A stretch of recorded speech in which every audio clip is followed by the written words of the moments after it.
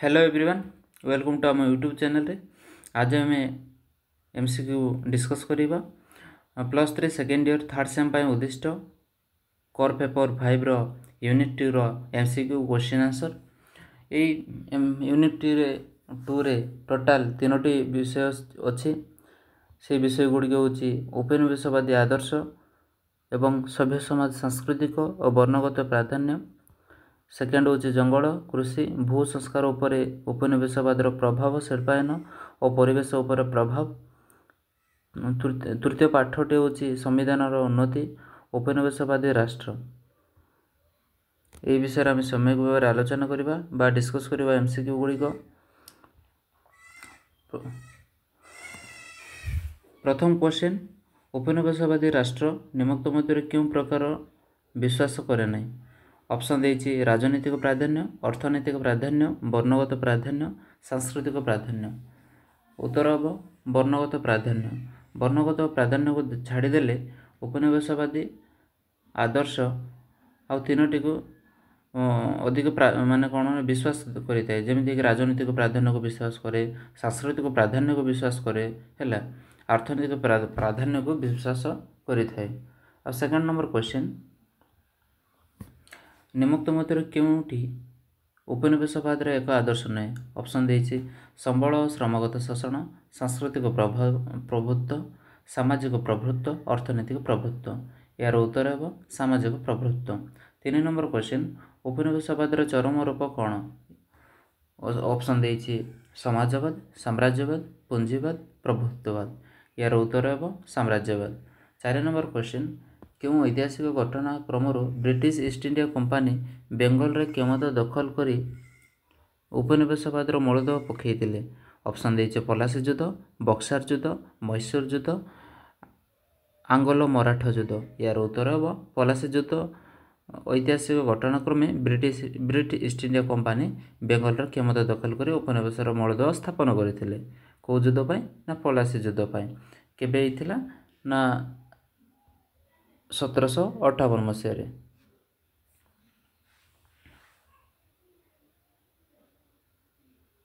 1757 मसीह। और 5 number question होची British उपनिवेश शासन समय निम्नलिखित मध्य क्योंटी नागरिक समाजर भूमिका नथिला? ऑप्शन देछि सामाजिक अपसंस्कृति दूर करबा, शिक्षा और स्वास्थ्य विकास करबा, गोष्ठीगत विकास करबा, जातीयतार प्रसार करबा। यार उत्तर है गोष्ठीगत विकास करबा। या को छाड़देले आउ 3टी यार भूमिका थिला, जेमिति कि सामाजिक अपसंस्कृति दूर करबा, शिक्षा स्वास्थ्य विकास करबा, जातीयतार प्रकाश माने प्रसार करबा। 6 नंबर क्वेश्चन, जातीयतावाद शासन काल रे भारतर निम्नलिखित मध्य कि प्रकार संस्कार होई नथिला? जेमिति ऑप्शन देछि जाति व्यवस्थार उच्छेद, भूसंस्कार उच्छेद, नारी जागरण एवं भारतीय संस्कृतिर नवीकरण।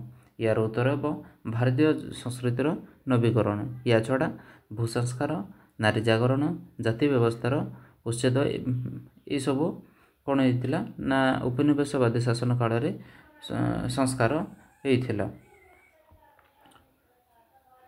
7 नंबर क्वेश्चन, क्यों ब्रिटिश परिव्राजक 1615 ख्रीष्टाब्द भारत में आसी तत्कालीन मोगल साम्राज्य जहांगीर ठारू शिल्प स्थापन करने अनुमति पाइथिले? यार ऑप्शन देछि Magellan, Sir Thomas Roe, Vasco da Gama, Lord Clive. यार उत्तर है सर थॉमस रो। से जड़े ब्रिटिश परिव्राजक 1615 मसीह भारत को आसी तत्कालीन मोगल सम्राट जहांगीर ठारू शिल्प स्थापन पर अनुमति पाइथिले। 8 नंबर क्वेश्चन, निम्नलिखित मध्य क्योंटी भारतीय समाजर तत्कालीन ब्रिटिश उपनिवेशवादी शासनर प्रत्यक्ष प्रभाव नथिला? प्रत्यक्ष प्रभाव नथिला। ऑप्शन देछि सांस्कृतिक अधपतन, अर्थनैतिक शोषण, सामाजिक एकत्रीकरण और सामाजिक स्तरीकरण। यार उत्तर है सामाजिक स्तरीकरण। 9 नंबर क्वेश्चन, निम्नलिखित मध्य ब्रिटिश शासन काल रे गढ़ी उठिथिबा नागरिक समाज क्योंटी नुहे? ऑप्शन देछि ब्रह्म समाज, आर्य समाज, वसुधा संगठन, थियोसॉफिकल सोसाइटी। यार उत्तर है वसुधा संगठन। ब्रह्म समाज गठन करते राजा राममोहन राय, तापर आर्य समाज गठन करते दयाराम साहानी, थियोसॉफिकल सोसाइटी गठन करते आनी बेसांत। ଆଉ 10 नंबर क्वेश्चनटा कौन देइछि ब्रिटिश शासन समय निमक्त मध्य क्यों कारण देशर अर्थनैतिक व्यवस्था पर नकारात्मक प्रभाव पकाइला क्यों कारण ऑप्शन अच्छी शिल्पायन वित्त प्रवाह कौलिक वृत्तिर नाश कुटीर शिल्पर विनाश यार उत्तर है Shilpayan 11 number question Lord Cornwallis क्यों वर्ष चिरस्थायी बंदोबस्त नीति प्रणयन करते यार उत्तर है 1793 मसीह ऑप्शन कौन देता 1772 मसीह 1769 मसीह 1793 मसीह और 1799 मसीह यार उत्तर है 1793 मसीह 12 नंबर क्वेश्चन निमक्त मध्य चिरस्थायी बंदोबस्त क्यों भारतीय समाज रे खराब प्रभाव पकईला ऑप्शन अच्छी टिकस नीति निर्धारण राजस्व वृद्धि सूर्यास्त नियम कृषि उन्नति यार उत्तर है सूर्यास्त नियम 13 नंबर क्वेश्चन इंग्रज उपनिवेश शासन समय निमग्न मध्य क्योंटी कृषिर स्थानता एक कारण नाला ऑप्शन देती भू राजस्व वृद्धि पारंपरिक कृषि विलय बजार भित्तिक कृषि प्रोत्साहन उदारवाद मान दौरात्म यार उत्तर हम बजार भित्तिक कृषि प्रोत्साहन 14 नंबर क्वेश्चन शिल्पायन इंग्रज सरकार क्यों क्षेत्र को प्राधान्य देते ऑप्शन देती बहिर्वाणिज्य कृषि क्षेत्र बृहत शिल्प उपरोक्त समस्त यार उत्तर है उपरोक्त समस्त तीनोटी जाक को से प्राधान्य देते कौन शिल्पायन क्षेत्र में जमीक बहिर्वाणिज्य करवा कृषि क्षेत्र बृहत शिल्प से प्राधान्य थिला 15 नंबर क्वेश्चन भारत क्यों प्रवक्ता उपनिवेश शक्ति द्वारा आर्थिक शोषण नीति को तत्वर विकास करते ऑप्शन देती फिरोज शाह मेहटा दादाभाई नौरोजी मोतीलाल नेहरू लाला लाजपत राय क्वेश्चन कौन देती आउ थे पढ़ा भारत क्यों प्रवक्ता उपनिवेश शक्ति द्वारा आर्थिक शोषण नीति को तत्वर विकास करते यार उत्तर भी किए ना दादाभाई नौरोजी 16 नंबर क्वेश्चन निमक्त मध्य क्योंटी ब्रिटिश सरकार अमल परिवेश अवक्षयर मुख्य कारण नाला ऑप्शन देती जंगलराज शहरीकरण शिल्पायन कृषि क्षेत्र में विकास यार उत्तर है कृषि क्षेत्र में विकास 17 नंबर पॉइंट बा क्वेश्चन निमुक्त मध्य भारतर ब्रिटिश मान क्यों शिल्प प्रथम स्थापन करते ऑप्शन देती बयन शिल्प लौह शिल्प कागज शिल्प जोता कारखाना यार उत्तर है बयन शिल्प वस्त्र शिल्प 18 नंबर क्वेश्चन ब्रिटिश शासन समय निमुक्त मध्य क्यों आईन संविधान उन्नति एक पदक्षेप नाला ऑप्शन देती भारत काउंसिल आईन 1892 भारत शासन आईन 1919 प्रादेशिक सरकार आईन 1935 रावलात आईन 1919 यार उत्तर है रावलाट आईन 1919 19 नंबर क्वेश्चन क्यों मसीह मर्लेमेंटो चैम्सफोर्ड संस्कार आईन कार्यकारी होता ऑप्शन देती 1905 1909 1919 1930 मर्लेमेंटो चैम्सफोर्ड आईन संस्कार कार्यकारी होता 1909 मसीह 20 नंबर क्वेश्चन मॉन्टेगू चैम्सफोर्ड आईन केबे कार्यकारी होता ऑप्शन देती 1905 1920 1935 1919 यार उत्तर है 1919 21 number question provincial autonomy act केबे कार्यकारी होता ऑप्शन देती 1919 1915 1946 1947 यार उत्तर है केबे ना 1935 22 नंबर क्वेश्चन उपनिवेशवादी ब्रिटिश सरकार क्यों आईन बल भारतर संघीय ढांचा कार्यकारी करते ऑप्शन देती मर्लेमेंट आईन मॉन्टेगू चैम्सफोर्ड आईन प्रोविंशियल ऑटोनॉमी आईन 1940 कैबिनेट मिशन प्रस्ताव यार उत्तर है प्रोविंशियल ऑटोनॉमी आईन 23 नंबर क्वेश्चन भारत संविधान प्रस्तुत करिथिबा केते जणिया कमिटी गठन करथिले ऑप्शन देती 3 जणिया 5 जणिया 7 जणिया कमिटी आउ 10 जणिया कमिटी यार उत्तर है 7 जणिया कमिटी 24 नंबर बा एमसीक्यू रो शेष क्वेश्चन उपनिवेशवादी ब्रिटिश सरकार भारत क्यों आदर्श को आधार कर संविधान प्रणयन करने बाध्य करते ऑप्शन देती राष्ट्रपति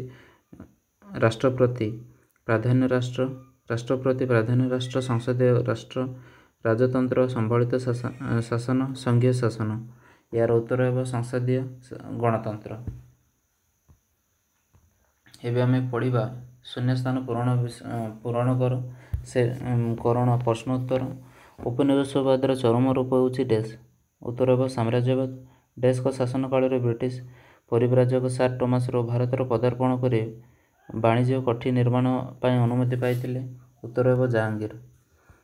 3 ନମ୍ବର କ୍ୱେଶ୍ଚନ୍, ଡେସ୍କ ଯୁଦ୍ଧରେ ଜିତିବା ପରେ ବ୍ରିଟିଶମାନେ ବେଙ୍ଗଲ ପ୍ରଦେଶକୁ ନେଲା ପରେ ସେଠାରେ ଇଷ୍ଟ ଇଣ୍ଡିଆ କମ୍ପାନୀର ଶାସନ ପ୍ରଚଳିତ ହୋଇଥିଲା? ଉତ୍ତର ହେବ ପଲାସି ଯୁଦ୍ଧ। ତାପରେ 4 ନମ୍ବର କ୍ୱେଶ୍ଚନ୍, ବ୍ରିଟିଶ ଶାସନ ସମୟରେ ଗଠିତ ହୋଇଥିବା ବ୍ରହ୍ମ ସମାଜ ଓ ଆର୍ଯ୍ୟ ସମାଜ ଆଦି ସଂଗଠନକୁ ଡେସ୍ କୁହାଯାଉଥିଲା? ଉତ୍ତର ହେବ ନାଗରିକ ସମାଜ ବା ସଭ୍ୟ ସମାଜ। 5 ନମ୍ବର କ୍ୱେଶ୍ଚନ୍, ଉପନିବେଶ ଶାସନ କାଳରେ ସଭ୍ୟ ସମାଜର ଭୂମିକା ଡେସ୍ ଥିଲା? ସମାଜ ସଂସ୍କାର କରିବା। 6 ନମ୍ବର କ୍ୱେଶ୍ଚନ୍, ଥିଓସଫିକାଲ ସୋସାଇଟିର ମୁଖ୍ୟ କାର୍ଯ୍ୟ କ'ଣ ଥିଲା? ଉତ୍ତର ହେବ ଧର୍ମଗତ ସଂସ୍କାର। 7 ନମ୍ବର କ୍ୱେଶ୍ଚନ୍, ଜାହାଙ୍ଗୀରଙ୍କ ଶାସନ କାଳରେ ବ୍ରିଟିଶ ପରିବ୍ରାଜକ ଡେସ୍ ଭାରତ ଆଗମନ କରି ଶିଳ୍ପ ପ୍ରତିଷ୍ଠା ପାଇଁ ଅନୁମତି ପାଇଥିଲେ? ଉତ୍ତର ହେବ ସାର୍ ଟମାସ ରୋ। ତାପରେ 9 ନମ୍ବର କ୍ୱେଶ୍ଚନ୍, ଭାରତରେ ନାରୀ ଜାଗରଣ ପାଇଁ ଡେସ୍ ବ୍ୟାପକ କାର୍ଯ୍ୟପନ୍ଥା ଗ୍ରହଣ କରିଥିଲେ? ଉତ୍ତର ହେବ Raja Rammohan Roy. 9 number question, British ଶାସନ କାଳର ଆର୍ଥିକ ଶୋଷଣକୁ ଡେସ୍ କୁହାଯାଉଥିଲା? ଉତ୍ତର ହେବ ବିତ୍ତ ପ୍ରବାହ, ଇକୋନୋମିକ୍ ଡ୍ରେନେଜ। 10 ନମ୍ବର କ୍ୱେଶ୍ଚନ୍, 1793 ମସିହାରେ ଡେସ୍ ଚିରସ୍ଥାୟୀ ବନ୍ଦୋବସ୍ତ ନୀତି ପ୍ରଣୟନ କରିଥିଲେ? ଉତ୍ତର ହେବ ଲର୍ଡ କର୍ଣ୍ଣୱାଲିସ୍। 11 ନମ୍ବର କ୍ୱେଶ୍ଚନ୍, ଡେସ୍ କାରଣରୁ ଉପନିବେଶ ଶାସନ କାଳରେ କୃଷିକ୍ଷେତ୍ର ସ୍ଥାନୁତାକୁ ମୁଖ୍ୟ କାରଣ ଥିଲା? ଉତ୍ତର ହେବ ପାରମ୍ପରିକ କୃଷିର ବିଳୟ। 12 ନମ୍ବର କ୍ୱେଶ୍ଚନ୍, ଡେସ୍କ ମତରେ ଇଂରେଜମାନେ ଭାରତକୁ ଆର୍ଥିକ ଶୋଷଣ ପାଇଁ ବିତ୍ତ ପ୍ରବାହ ନୀତି ଅନୁସରଣ କରିଥିଲେ? ଉତ୍ତର ହେଉଛି ଦାଦାଭାଇ ନାରୋଜୀଙ୍କ ମତରେ। ତାପରେ 13 ନମ୍ବର କ୍ୱେଶ୍ଚନ୍, ବ୍ରିଟିଶ ସରକାର ସର୍ବପ୍ରଥମେ ଡେସ୍ ଶିଳ୍ପ ଭାରତରେ ପ୍ରତିଷ୍ଠା କରିଥିଲେ? ଉତ୍ତର ହେବ ବୟନ ଶିଳ୍ପ। 14 ନମ୍ବର କ୍ୱେଶ୍ଚନ୍, ଭାରତରେ ନୀଳ ଚାଷର ବ୍ୟାପକ ପ୍ରସାର ପାଇଁ ବ୍ରିଟିଶ ପାର୍ଲାମେଣ୍ଟ 1833 ମସିହାରେ ଡେସ୍ ଆଇନ ପ୍ରଣୟନ କରିଥିଲେ? ଉତ୍ତର ହେବ ଚାର୍ଟର ଆକ୍ଟ। 15 ନମ୍ବର କ୍ୱେଶ୍ଚନ୍, ଡେସ୍ ମସିହାରେ ବ୍ରିଟିଶ ପାର୍ଲାମେଣ୍ଟ ମର୍ଲିମେଣ୍ଟୋ ଆଇନ ସଂସ୍କାର କରି ଦେଶରେ ସାମ୍ପ୍ରଦାୟିକ ବିଭେଦର ମୂଳଦୁଆ ପକାଇଥିଲେ? ଉତ୍ତର ହେବ 1909 ମସିହାରେ। 16 ନମ୍ବର କ୍ୱେଶ୍ଚନ୍, 1919 ମସିହାରେ କାର୍ଯ୍ୟକାରୀ ହୋଇଥିବା ମଣ୍ଟେଗୁ ଚେମ୍ସଫୋର୍ଡ ଆଇନ ଦ୍ୱାରା ଡେସ୍ କାର୍ଯ୍ୟକାରୀ ହୋଇଥିଲା? ଉତ୍ତର ହେବ ଡାୟାର୍ଜ। 17 number question, provincial autonomy act ଡେସ୍ ମସିହାରେ କାର୍ଯ୍ୟକାରୀ ହେବା ଦ୍ୱାରା ଭାରତରେ ସଂଘୀୟ ଢାଞ୍ଚାର ମୂଳଦୁଆ ପଡ଼ିଥିଲା? ଉତ୍ତର ହେବ 1935 ମସିହା ଆକ୍ଟ। 18 ନମ୍ବର କ୍ୱେଶ୍ଚନ୍, ଡେସ୍ ଆଇନ ବଳରେ ଏକ ମଧ୍ୟବର୍ତ୍ତୀକାଳୀନ ସରକାର ଗଠନ ପାଇଁ ପଥ ପରିଷ୍କାର ହୋଇଥିଲା? ଉତ୍ତର ହେବ କ୍ୟାବିନେଟ୍ ମିଶନ ଆଇନ 1946। 19 ନମ୍ବର କ୍ୱେଶ୍ଚନ୍, ସମ୍ବିଧାନ ପ୍ରଣୟନ କମିଟିର ଅଧ୍ୟକ୍ଷ ଭାବରେ ଡେସ୍କୁ ମନୋନୀତ କରାଯାଇଥିଲା? ଉତ୍ତର ହେବ ବି.ଆର୍. ଆମ୍ବେଦକର। ତାପରେ 20 ନମ୍ବର କ୍ୱେଶ୍ଚନ୍, ଭାରତର ସମ୍ବିଧାନ ପ୍ରଣୟନ ପାଇଁ ଡେସ୍ ଜଣିଆ କମିଟି ଗଠନ କରାଯାଇଥିଲା? ଏହାର ଉତ୍ତର ହେବ 7 ଜଣିଆ କମିଟି। ଏବେ ଆମେ ଜାଣିବା ଗୋଟିଏ ପଦରେ ଉତ୍ତର ଦିଅ ପ୍ରଶ୍ନ ଉତ୍ତର। ଉପନିବେଶବାଦର ଚରମ ସ୍ତର କ'ଣ? ଏହା ଉତ୍ତର ହେବ ସାମ୍ରାଜ୍ୟବାଦ। ଦ୍ୱିତୀୟ ପ୍ରଶ୍ନ, ସାଧାରଣତଃ କେଉଁ ୟୁରୋପୀୟ ଦେଶ ଭାରତରେ ଉପନିବେଶବାଦ ଶାସନ ପ୍ରତିଷ୍ଠା କରିଥିଲା? ଇଂଲଣ୍ଡ। ତୃତୀୟ ପଏଣ୍ଟ, ଉପନିବେଶବାଦ ଶାସନ ସମୟରେ ଭାରତରେ ସବୁଠାରୁ ପ୍ରଭାବଶାଳୀ କେଉଁ ସାମ୍ରାଜ୍ୟର ସଂଗଠନ ପ୍ରଥମେ ଗଠିତ ହୋଇଥିଲା? ବ୍ରହ୍ମ ସମାଜ। ଚତୁର୍ଥ ପଏଣ୍ଟ, ଉପନିବେଶବାଦ ପ୍ରସାରର ମୂଳ ଲକ୍ଷ୍ୟ କ'ଣ ଥିଲା? ରାଜନୈତିକ ପ୍ରଭୁତ୍ୱ। 5 ନମ୍ବର ପଏଣ୍ଟ, କେଉଁ ମସିହାରେ ଭାରତର କମ୍ପାନୀ ଶାସନ ସମାପ୍ତ ସିଧାସଳଖ ବ୍ରିଟିଶ ଶାସନ ପ୍ରଚଳନ କରିଥିଲା? 1858। 6 ନମ୍ବର ପଏଣ୍ଟ, କେଉଁ ଉପନିବେଶବାଦୀ ଶାସନ ସମୟରେ ଭାରତରେ କେଉଁ ବୃଦ୍ଧିର ବିଳୟ ଘଟିଥିଲା?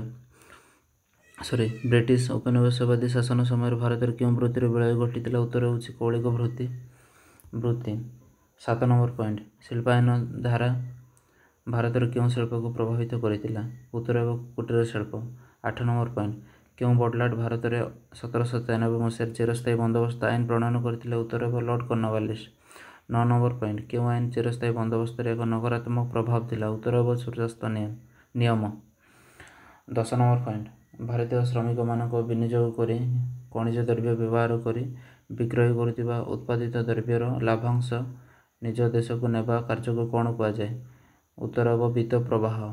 10 ନମ୍ବର ପଏଣ୍ଟ, ଇଂରେଜମାନେ ବିତ୍ତ ପ୍ରବାହ ନୀତି କେଉଁ ଭାରତୀୟ ନେତୃତ୍ୱକୁ ଘୋର ବିରୋଧ କରିଥିଲେ? ଉତ୍ତର ହେଉଛି ଦାଦାଭାଇ ନାରୋଜୀ। 12 ନମ୍ବର ପଏଣ୍ଟ ଚିରସ୍ଥାୟୀ ବନ୍ଦୋବସ୍ତର ମୁଖ୍ୟ ଉଦ୍ଦେଶ୍ୟ କ'ଣ ଥିଲା? ଶୁଳ୍କ ସରଳୀକରଣ। 13 ନମ୍ବର ପଏଣ୍ଟ ଭାରତର ସମ୍ବିଧାନ ପ୍ରଣୟନ ସଭା କେଉଁ ଆଇନ ବଳରେ ଗଠିତ ହୋଇଥିଲା? କ୍ୟାବିନେଟ୍ ମିଶନ ଆଇନ। 14 ନମ୍ବର ପଏଣ୍ଟ ବ୍ରିଟିଶ ସରକାର ଭାରତର ସର୍ବପ୍ରଥମେ କେଉଁ ଶିଳ୍ପ ପ୍ରତିଷ୍ଠା କରିଥିଲେ? ଉତ୍ତର ହେବ ବୟନ ଶିଳ୍ପ। 15 ନମ୍ବର ପଏଣ୍ଟ କେଉଁ ମସିହାରେ ମଣ୍ଟେଗୁ ଚେମ୍ସଫୋର୍ଡ ଆଇନ କାର୍ଯ୍ୟକାରୀ ହେଲା? 1919। 16 ନମ୍ବର ପଏଣ୍ଟ କେଉଁ ଆଇନ ବଳରେ ଭାରତର ସଂଘୀୟ ଢାଞ୍ଚାର ମୂଳଦୁଆ ପଡ଼ିଥିଲା? ଉତ୍ତର ହେବ ପ୍ରାଦେଶିକ ସରକାର ଆଇନ 1935। 17 ନମ୍ବର ପଏଣ୍ଟ ସମ୍ବିଧାନ ପ୍ରଣୟନ ସଭା କେଉଁ ମସିହାରେ ଗଠିତ ହୋଇଥିଲା? ଉତ୍ତର ହେବ 1940 ମସିହା। 18 ନମ୍ବର ପଏଣ୍ଟ ସମ୍ବିଧାନ ପ୍ରଣୟନ ଚିଠା କମିଟିର ଅଧ୍ୟକ୍ଷ କିଏ ଥିଲେ? ଉତ୍ତର ହେବ 7 ଜଣ କମିଟି। କେତେ ଜଣ ଥିଲେ? 7 ଜଣ। 19 ନମ୍ବର କ୍ୱେଶ୍ଚିନ୍ ସମ୍ବିଧାନ ପ୍ରଣୟନ ଚିଠା କମିଟିର ଅଧ୍ୟକ୍ଷ କିଏ ଥିଲେ? ଉତ୍ତର ହେବ doctor B.R. Ambedkar. 20 number point କେଉଁ ଭାରତୀୟ ସମ୍ବିଧାନ କନଷ୍ଟିଟ୍ୟୁଣ୍ଟ ଆସେମ୍ବଲି ଅନୁମୋଦନ କେଉଁ ଦିନ ଭାରତୀୟ ସମ୍ବିଧାନ କନଷ୍ଟିଟ୍ୟୁଣ୍ଟ ଆସେମ୍ବଲି ଅନୁମୋଦନ ଲାଭ କରିଥିଲା? ଉତ୍ତର ହେବ 1949 ମସିହା ନଭେମ୍ବର 24। ଏହା ଥିଲା 1 ନମ୍ବର ବିଶିଷ୍ଟ ପ୍ରଶ୍ନ ଉତ୍ତର। ପରବର୍ତ୍ତୀ ସମୟରେ ଆମେ ଆଲୋଚନା କରିବା 2 ନମ୍ବର ବିଶିଷ୍ଟ ପ୍ରଶ୍ନ ଉତ୍ତର।